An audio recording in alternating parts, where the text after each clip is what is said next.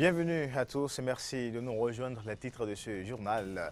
Reprise des travaux de lotissement, de recasement et d'ouverture de voies dans la commune d'Abomey-Calavi. C'est le maire Georges Bada qui a présidé la cérémonie officielle de relance de ces travaux hier mardi. Plusieurs journalistes culturels du Bénin suivent depuis ce matin une formation. C'est dans le cadre de l'atelier de formation des critiques des arts et de la scène, une initiative de l'association des journalistes culturels du Bénin. Et puis hors du Bénin, violence au Mali, 2 personnes ont été tuées mardi à Gao, dans le nord du pays, lors d'une manifestation de jeunes dénonçant la création d'autorités intérimaires dans cette région. Voilà pour les grandes articulations de cette édition, les détails dans un instant.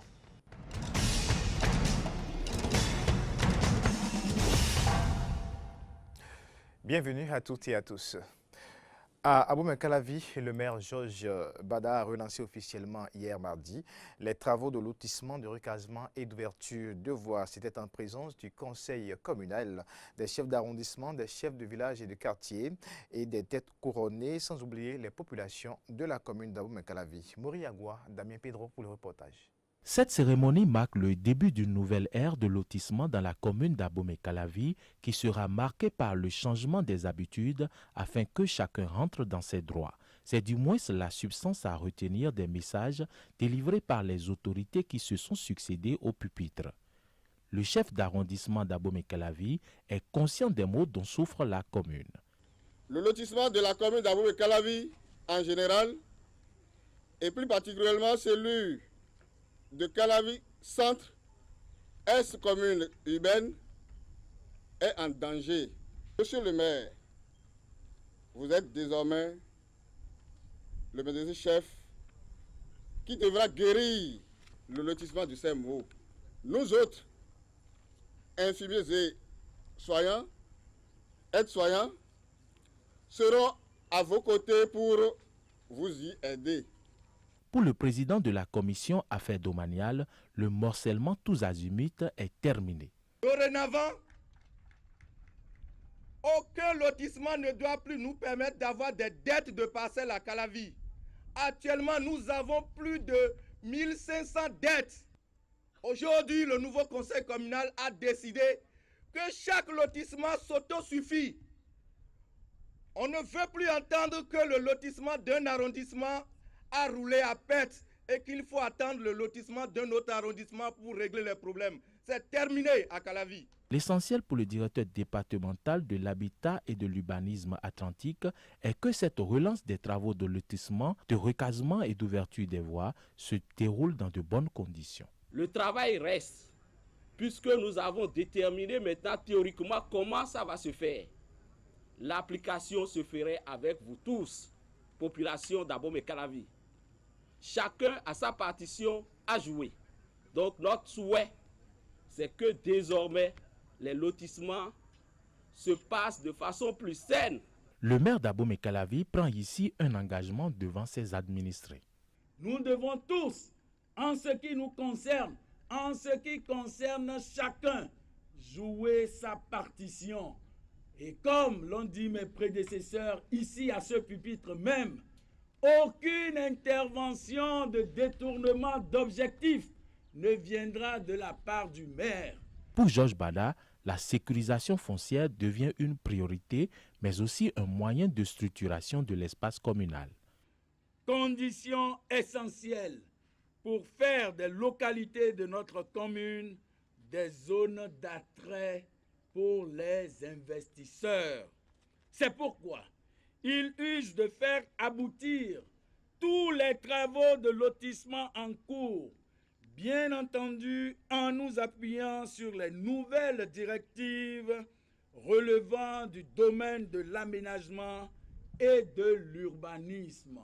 Je voudrais une fois encore compter sur les efforts personnels que les différents acteurs ne cesseront de déployer pour atteindre ces différents objectifs. La réussite de la relance des travaux de lotissement est donc une préoccupation majeure du conseil communal d'Abomey-Calavi. La population, elle, n'attend qu'un aboutissement heureux de ce nouveau départ.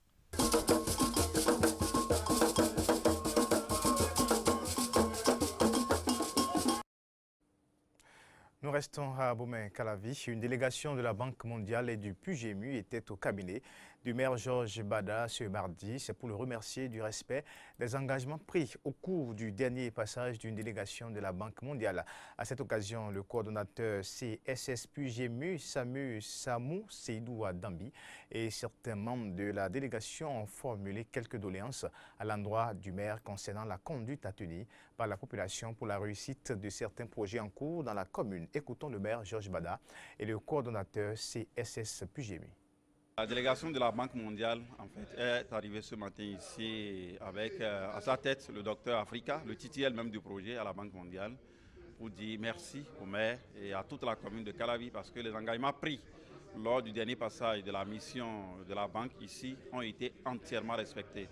Les contreparties de la ville pour le bon déroulement du projet et tous les sites pour les points de regroupement et le centre de transfert, tout a été mis à la disposition du projet. Donc il était normal que le chef même du projet se déplace pour venir dire merci au maire, à toute son équipe et à toute la commune de Calavi. Oui, les doléances que nous avons, c'est des problèmes liés au fonctionnement normal des ouvrages en construction. C'est tout simplement ça. Je pense qu'il suffit d'une seule séance avec les acteurs à la base, ça va être réglé. Et le maire a promis que dans les jours à venir, on va tous se retrouver pour vider pour une fois pour toutes cette question-là, liée au problème de zonage, liée au problème de direction des ouvrages, les problèmes de proximité avec les maisons. Donc tout ça là va être réglé au cours d'une séance. C'est tout simplement ça. Les ouvrages dont on parle, le pont de Sodo qui est long de plus de 200 mètres, n'est pas un ouvrage réalisable par les fonds de la commune. Donc PUGMU vient en appui pour un certain nombre de grands ouvrages dans notre commune. Il va de soi que nous honorons de nos engagements, c'est-à-dire la contribution déjà quotidienne et simple que nous avons, également les sites à mettre à leur disposition. Et je crois que nous devons pouvoir travailler la main dans la main pour faire de cette commune une commune dont le développement est réellement amorcé. Voilà pourquoi nous sommes très très contents d'être là. Oui, mais je crois que c'est des préoccupations qui sont techniques et que du reste nous devons honorer parce que c'est vrai pour mettre des ordures dans un quartier, dans une place donnée, il revient à la population également d'accepter, il revient à la commune de s'engager pour que ces ordures partent le plus rapidement possible. Donc ce point-là sera réalisé. Également pour ce qui concerne l'espace vert ou les mesures d'accompagnement qui seront réalisées au niveau du pont. À l'image de ce que vous avez à Cotonou, il faut nécessairement que la population, les présumés propriétaires acceptent de coopérer pour que réellement nous ayons l'espace qu'il faut en vue de réaliser cet ouvrage. Je crois que c'est une des doléances également que nous avons accepté de réaliser. Le Bénin est en phase d'avoir un cadre juridique pour le partenariat public et privé, puisque les travaux du comité ad hoc de réflexion sur ce cadre se sont achevés ce mardi. Et le rapport a été donc transmis au ministre d'État chargé du plan et du développement, Abdoulaye Bio-Tchane. La cérémonie s'est déroulée à la salle de conférence du ministère chargé des relations entre les institutions en présence du maître des lieux, le ministre Gad Dessau, ministre de la Justice Joseph Diobénou. Les précisions avec Frédus Séoulan et Cyril Labo. 77 articles, 5 titres et plusieurs chapitres, c'est la forme que revêt le cadre juridique de nature législative sur le partenariat public-privé proposé dans ce rapport transmis au ministre d'État chargé du plan du développement par le comité ad hoc de réflexion sur la question installée le 14 juin dernier. Ce cadre juridique vise à donner de l'assurance aux investisseurs à pouvoir rentrer dans un espace de partenariat public-privé et permettre aussi à l'État d'avoir les fonds nécessaires pour exécuter ses plans d'action. Notre comité a eu donc l'honneur de pouvoir analyser en 28 jours tout ce qui peut être possible pour vraiment sécuriser, mettre en place un cadre juridique pour le partenariat public-privé au Bénin. Abdoulaye Bio-Tchane, après avoir salué la célérité du comité dans ses travaux, a sollicité l'aide du président de la commission du plan du Parlement ainsi que d'autres députés présents à cette cérémonie pour que cette loi puisse recevoir assez rapidement un écho favorable au Parlement car, dit-il, c'est l'économie de la nation qui est en jeu. Nous avons sur nos tables plusieurs projets de partenariat. Mais c'est un fait que ce cadre légal nous manquait et nous manque encore. Ce sont des milliers d'emplois qui sont en cause. C'est une partie de la prospérité de notre pays qui est en cause. Parce que je peux vous le dire, sans ce cadre légal, beaucoup de contrats dits PPP ne passeront pas. Je ne vois en effet pas un investisseur sur 20 ans, sur 30 ans, sur 40 ans s'engager sur la base d'un décret. Le garde des Sceaux a salué la solidarité des différents ministères, mais aussi et surtout la collaboration entre l'exécutif et le législatif sur ce dossier. Il a par ailleurs annoncé la participation de la Banque mondiale. Je voudrais aussi souligner le fait que l'un de nos partenaires, notamment la Banque mondiale, qui est ici représentée, nous a accordé d'achever ce processus par l'onction d'un expert. Et je voudrais saluer déjà le fait que l'Assemblée nationale a pris à cœur l'urgence à voir délibérer sur ce test, d'autant qu'il m'est revenu que déjà hier ou avant-hier, le test a été affecté à la commission du plan principalement. Au cours de ces travaux, le comité ad hoc de réflexion sur le cadre juridique du partenariat public-privé a examiné 8 tests d'autres pays sur le partenariat public-privé. Il s'agit entre autres de ceux du Burkina Faso, du Niger et de la Côte d'Ivoire. À l'Assemblée nationale, quelques députés se sont prononcés sur le bilan des activités menées au cours de la première session ordinaire, session qui a été clôturée ce lundi à l'hémicycle. On les écoute au micro de Amen Didi Oumpenouji et Romaric Debouchi. La présente session qui vient de prendre fin a été vraiment laborieuse et a été très productive à mon avis. L'économie de notre pays est basée sur l'agriculture. On a voté la loi concernant la mise en place des chambres d'agriculture. On a fait du beau travail, sauf quelques fois où le gouvernement a été empêché, n'est pas là, mais on s'est compris. Nous sommes fiers aussi des questions d'actualité. Les lois qui n'ont pas pu être votées, nous les avons envoyées en atelier. La 7e législature n'a pas de repos, comme les autres législatures, bien sûr. Avec les différentes lois qui ont été étudiées ici, adopter les différentes actions du contrôle de l'action gouvernementale, moi je crois que l'essentiel est fait et j'en suis satisfait. Et je dirais aussi ce qui est important, c'est toutes les lois qui ont été votées en faveur de la population. L'alternance à la tête de notre pays n'a pas influencé sur le rapport de fonctionnement de l'Assemblée. Ça, c'est ma première satisfaction. La cohésion qui existait avant l'élection du nouveau président, cette cohésion-là continue au niveau de l'Assemblée nationale. Pour moi, c'est une fierté. Une fierté parce que ça veut dire que la démocratie béninoise est au top niveau. C'est un grand pas. Par rapport à l'action, au contrôle de l'action du gouvernement, je crois que notre session-là a pris un coup parce qu'il faut comprendre, c'est humain. Le nouveau pouvoir qui est installé, il faut qu'on leur donne un temps de grâce pour qu'ils puissent prendre les dossiers en main. Et le fait qu'on doit leur donner un temps de grâce, on ne peut pas aller dans l'action de contrôle du gouvernement comme cela se doit. J'ai fait une participation de qualité parce que pour la plupart, mes propositions ont souvent été prises en compte. Et pendant le collectif budgétaire, je crois que j'ai attiré l'attention des membres du gouvernement sur certains aspects, certains faits.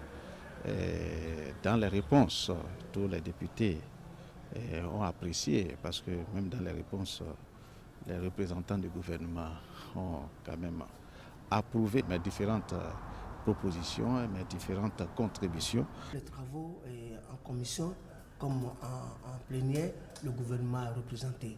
Ça dénote, n'est-ce pas, l'importance et le respect que le gouvernement actuel observe vis-à-vis, n'est-ce pas, de l'institution parlementaire de notre pays. Le gouvernement a souvent quand même bien participé. Et lorsque nous leur faisons des reproches, ils n'ont pas de difficulté à reconnaître par exemple les reproches et à approuver ou bien accepter même les propositions que nous faisons. La seule chose que je peux demander, c'est qu'on améliore tous, que ce soit au niveau du Parlement, que ce soit au niveau du gouvernement, qu'on améliore les choses afin que ça aille plus mieux. L'Association des journalistes culturels du Bénin a lancé ce mercredi l'atelier de formation des critiques des arts de la scène. Cet atelier prévu pour durer 2 jours se tient au Centre culturel artistique Africa à Cotonou et regroupe plusieurs acteurs du monde culturel. Les précisions avec Fréjus Seulan et Damien Pedro. Œuvrer à la spécialisation des journalistes culturels du Bénin et renforcer leurs capacités en matière de critique de théâtre, ce sont les objectifs de cet atelier de formation des critiques des arts de la scène. Cette formation, organisée par l'Association des journalistes culturels du Bénin, avec l'appui du Fonds d'aide à la culture, a rassemblé plusieurs acteurs culturels du Bénin, mais aussi du Togo, du Burkina Faso, du Niger et du Cameroun. Pour Fortuné Sosa, président de l'Association des journalistes culturels du Bénin, cette formation fait suite à certains constats. Nous avons noté que, jusqu'à présent, la critique journalistique se complaît dans une fonction incitative et dissuasive qui consiste à signaler quel spectacle devrait-on aller voir ou pas. Ainsi, le journaliste culturel a tendance à verser dans la flatterie au lieu de juger de la pertinence d'une représentation théâtrale. Or, le critique de théâtre devrait être un observateur attentif qui est au courant de ce qui se joue et se produit. Ce sont là diverses raisons qui nous ont motivés dans le choix de ce module de formation au cours duquel les experts auront à revisiter avec les participants le fonctionnement du langage du théâtre, les astuces pour suivre un spectacle de théâtre afin d'en produire une critique de qualité. À cet effet, la formation entend être très andragogique, avec la maïeutique socratique au cœur de la technique pédagogique. C'est devant Rose Dagba, représentante du Fonds d'aide à la culture, que Ousmane Aledji, expert en théâtre et directeur du Centre culturel artistique Africa, a plaidé la cause des journalistes culturels qui, selon lui, devraient bénéficier d'une subvention de la part de cette institution. Il en donne ici les raisons. Puisque le journaliste culturel, c'est le premier qui fait exister la création qui reste au fond du tiroir n'existe pas. Et la création, quand vous la montrez en tant que telle, elle prend corps, elle continue sa vie dans le regard des autres. Et celui qui propage le regard des autres doit normalement être bien imprégné de cela. Donc, non seulement c'est un acteur culturel, c'est aussi un diffuseur de culture. Donc il n'y a pas meilleur acteur culturel qu'un journaliste culturel.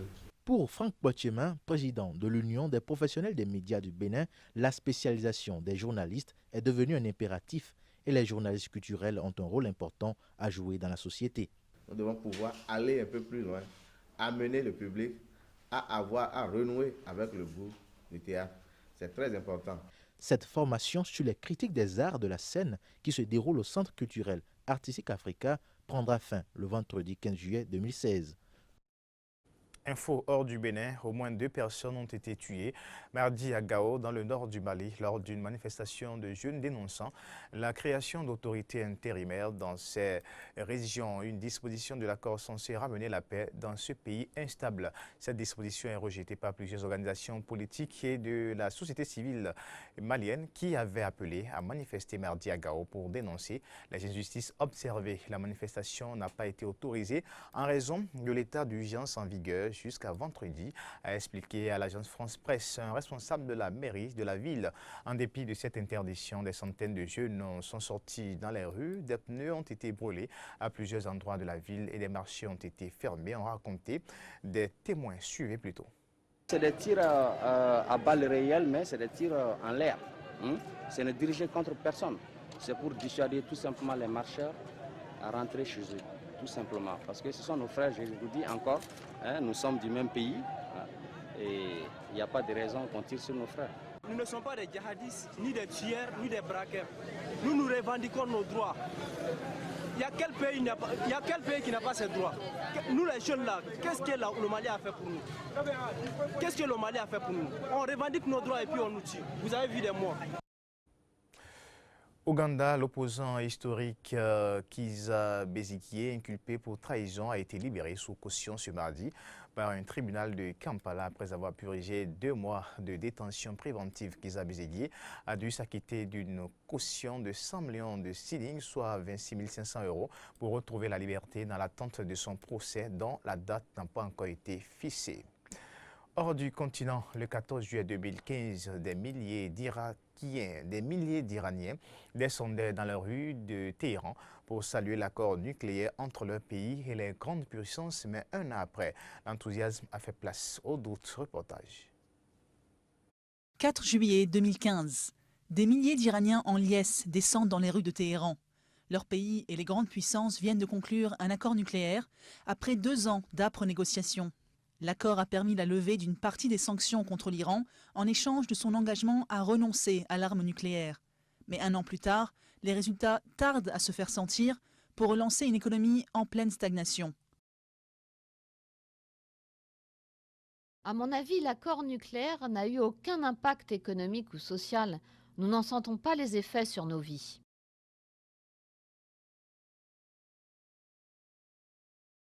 Une partie de l'argent gelé a été rendue, mais pour nous les jeunes, rien n'a vraiment changé. Nous n'avons rien senti. Dans le Grand Bazar, principal centre du commerce à Téhéran, même des illusions. Le président Rouhani, un modéré élu en 2013, estime que la fin des sanctions permettra d'attirer entre 30 et 50 milliards de dollars d'investissement par an. Mais les commerçants ont vu peu de changements et les avis sur l'avenir sont mitigés.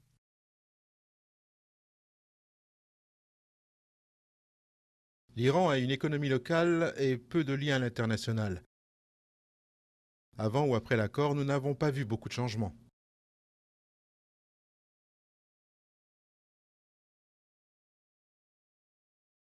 Ils disent que ça ira mieux dans l'avenir. En tout cas, pour ce qui est du moral, il y a plus d'espoir. Pour cet expert, l'heure est avant tout à la patience. La levée des sanctions a provoqué un défilé de délégations étrangères à Téhéran, attirées par le potentiel d'un pays riche en pétrole et en gaz. L'exportation de pétrole aujourd'hui a augmenté de plus de 100% par rapport à l'année dernière. Grâce à ça, nous allons avoir au moins 4 ou 5% de croissance économique cette année. Nous serons en mesure de faire plus encore, mais nous avons besoin de plus de temps. Une partie des sanctions américaines et européennes contre le programme balistique reste néanmoins en place. La situation des droits de l'homme et le soutien de l'Iran à des groupes comme le Hezbollah libanais refroidissent eux aussi les investisseurs. Si certains accords de principe ont été notamment passés avec Boeing et Airbus, le feu vert des autorités américaines, impératif pour qu'ils se concrétisent, tarde à venir. Et puis une mosaïque représentant un ange dissimulé derrière un mur en plâtre a été découverte dans l'église de la Nativité à Bethléem. Cette mosaïque est cachée depuis des décennies dans l'église construite sur le site où Jésus est né selon la tradition chrétienne. Elle a été repérée lors de récents travaux de restauration par une équipe palestinienne avec l'accord du gouvernement de Palestine. Reportage. Peu à peu, ces anciennes colonnes retrouvent leur éclat d'antan. Une équipe italienne de restaurateurs d'art s'attelle depuis 2013 à rénover l'église de la Nativité à Bethléem, construite selon la tradition chrétienne sur le site de la naissance de Jésus. Un effort colossal qui a déjà réservé quelques surprises, comme cette mosaïque représentant un ange caché depuis des décennies. Au début du travail de restauration, quand nous avons sondé le mur avec une caméra thermique, pour vérifier qu'il n'y avait rien derrière, nous avons décelé quelque chose d'inhabituel. On a cherché à savoir ce qu'il se trouvait derrière cette large tache. Il s'agissait d'un ange en mosaïque datant de 1555, recouvert de plâtre. C'est le 7e ange à présent dans l'église. Leurs mains sont tendues en direction de la caverne où Jésus serait né. L'église, construite en 339 après Jésus-Christ, a été détruite par un incendie, puis reconstruite au VIe siècle. C'est un travail très important dans la vie d'un restaurateur. Nous sommes au cœur de la civilisation, disons christiano-européenne. Ainsi, des points de vue historiques, artistiques, professionnels et spirituels, c'est le centre du monde. C'est le monde tout entier. Face aux persécutions subies par les minorités, notamment chrétiennes au Proche-Orient, cette église reste un monument fondamental. Certaines années, le nombre de visiteurs dépasse ici les 2 millions. À un niveau personnel, ça a été une expérience très enrichissante. Vivre sur un chantier 24 heures sur 24, parmi des touristes et des prêtres de religions différentes, c'est exigeant, tant au niveau psychologique que professionnel. Mais c'est gratifiant. La poursuite des travaux est menacée par le manque de financement. Le projet nécessite une rallonge de 7,5 millions d'euros qui doivent s'ajouter aux 10 millions déjà donnés par des gouvernements et des particuliers. Si des fonds supplémentaires parviennent à être levés, les travaux de rénovation devraient s'achever en 2018. C'est la fin de cette édition. Retrouvez Carole Olaye pour l'édition de la soirée. Merci à tous et à demain.